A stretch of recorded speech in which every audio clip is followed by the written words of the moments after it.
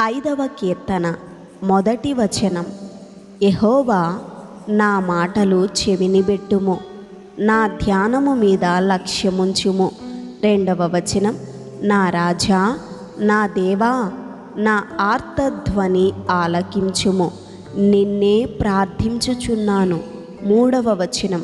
యెహోవా, ఉదయమున నా కంఠస్వరము నీకు వినబడును, ఉదయమున నా ప్రార్థన నీ సన్నిధిని సిద్ధము చేసి కాచియుందును.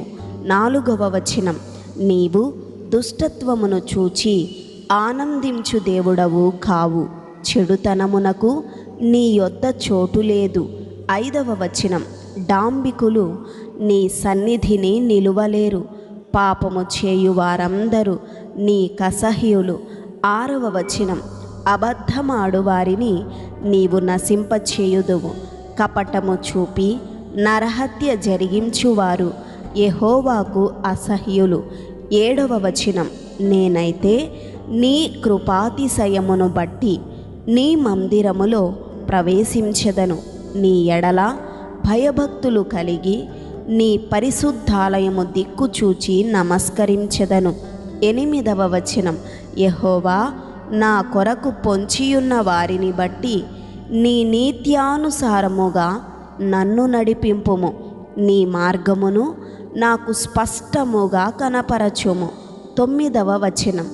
వారి నోట యథార్థత లేదు, వారి అంతరంగము నాశనకరమైన గుంట, వారి కంఠము తెరచిన సమాధి, వారు నాలుకతో ఇచ్చకములాడుదురు.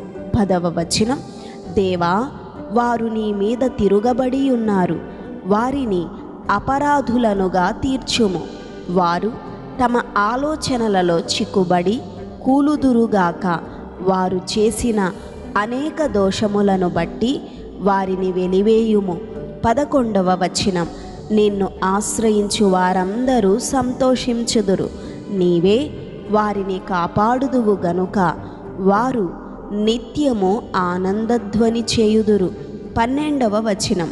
యెహోవా, నీతిమంతులను ఆశీర్వదించువాడవు నీవే, కేడెముతో కప్పినట్లు నీవు వారిని దయతో కప్పెదవు. కావున నీ నామమును ప్రేమించువారు నిన్ను గూర్చి ఉల్లసింతురు.